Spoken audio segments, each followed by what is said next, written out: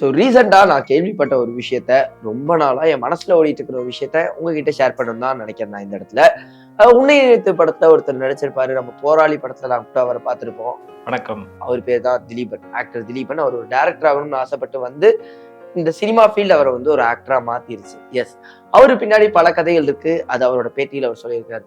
ஆனா அவர் எங்ககிட்ட ஷேர் பண்ண ஒரு விஷயத்த அதை கேட்கும்போது எங்களுக்கு ரொம்பவே இப்படியெல்லாம் நடக்குதா அப்படின்னு தோண வச்சு. ஸோ அதை தான் உங்ககிட்ட ஷேர் பண்ண வந்திருக்கோம். இந்த ஆடிஷன் மூலியமா ஸ்கேம்ங்கிறது ரொம்ப வருஷங்களா, அதாவது சினிமால வாய்ப்பை தேடணும்னு ஆரம்பிச்ச வருஷங்கள்ல இருந்து ரொம்ப நாளாவே வந்து இது நடந்துகிட்டு தான் இருக்கு.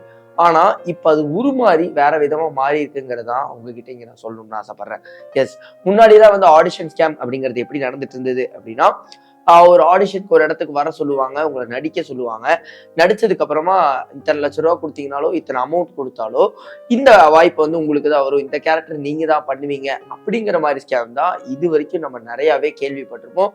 பல பேர் வந்து அவங்களோட பேட்டிகள்லயா இருக்கட்டும், இல்ல பல பேர் வந்து தாங்கள் அனுபவிச்சதை எல்லாருக்கிட்டையும் சொல்றத நம்ம கேள்விப்பட்டிருப்போம். ஆனா இப்ப அது உருமாறிச்சுங்கிறது தான் உண்மை.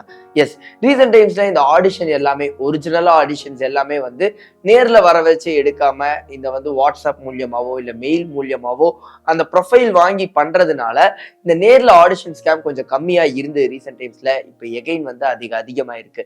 அது எந்த மாதிரி இப்ப பண்றாங்க அப்படின்னு பாத்தீங்கன்னா, ஒரு ஆடிஷனுக்கு வந்து வர சொல்லிட்டு அவங்கள வந்து அந்த இடத்துல வச்சு ஆடிஷன் பண்ணதுக்கு அப்புறமா அந்த டைம்ல வந்து ஆடிஷன் பண்ணதுக்கு அப்புறமா அப்பவே காசு கேட்டா இது ஸ்கேம்னு தெரிஞ்சிரும்னு சொல்லிட்டு அவங்களை எகைன் வந்து ஒரு 2-3 தடவை ஒரு வாட்ஸ்அப் குரூப் ஆரம்பிக்கிறதா இருக்கட்டும், அந்த படத்தோட நேமை வச்சு ஸ்டார்ட் பண்றது, அந்த படத்துல ஒர்க் பண்றவங்க ஒரு சிலர் எல்லாம் ஆட் பண்ணி எகைன் ஒரு குரூப்பா ஸ்டார்ட் பண்றாங்க.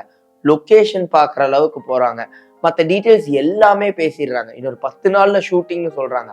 அந்த டைம்ல அதிகமான அமௌண்ட்டா ஒன்னா கேட்டா டவுட் வருங்கிறதுக்காக கொஞ்சம் கொஞ்சமா ஒரு 5,000 ரூபா கொடுங்க, இந்த ஒரு வேலைக்காக ஒரு 5,000 ரூபா கொடுங்க, இப்போ ஒரே ஒரு விஷயத்த முடிக்கணும் அதுக்கு ஒரு 10,000 ரூபா கொடுங்க அப்படிங்கிற மாதிரி அந்த ஸ்கேமை வந்து வேற மாதிரி மாத்தி இப்ப பண்ணிட்டு இருக்காங்க.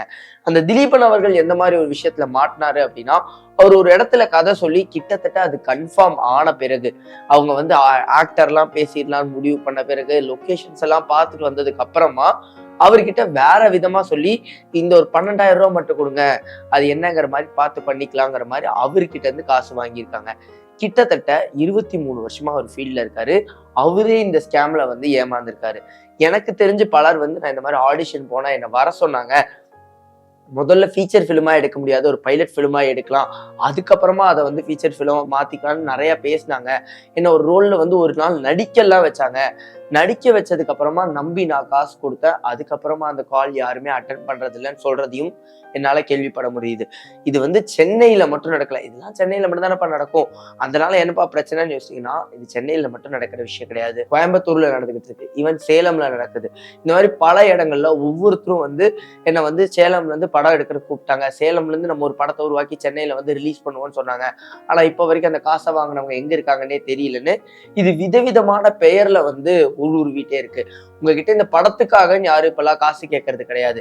வேற விதமா சம்மந்தமா சொல்றதா இருக்கட்டும், இல்ல என்னோட ஜிபே ஒர்க் ஆகல, இவருக்கு ஒரு 5,000 ரூபா அனுப்பிடுங்க, உங்களுக்கு நாளைக்கு நான் செட்டில் பண்றேன்னு சொல்ற மாதிரியா இருக்கட்டும். இந்த மாதிரி விதவிதமா பேசி டைவர்ட் பண்ணி காசு வாங்குறாங்க.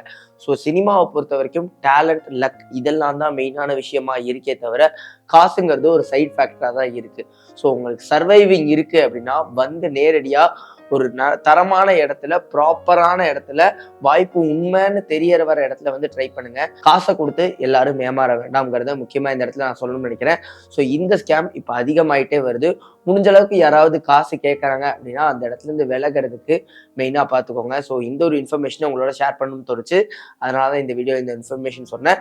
நீங்க ஒரு வேளை இந்த மாதிரி விஷயங்கள் எல்லாம் ஃபேஸ் பண்ணியிருக்கீங்க அப்படின்னா கமெண்ட்ல சொல்லுங்க.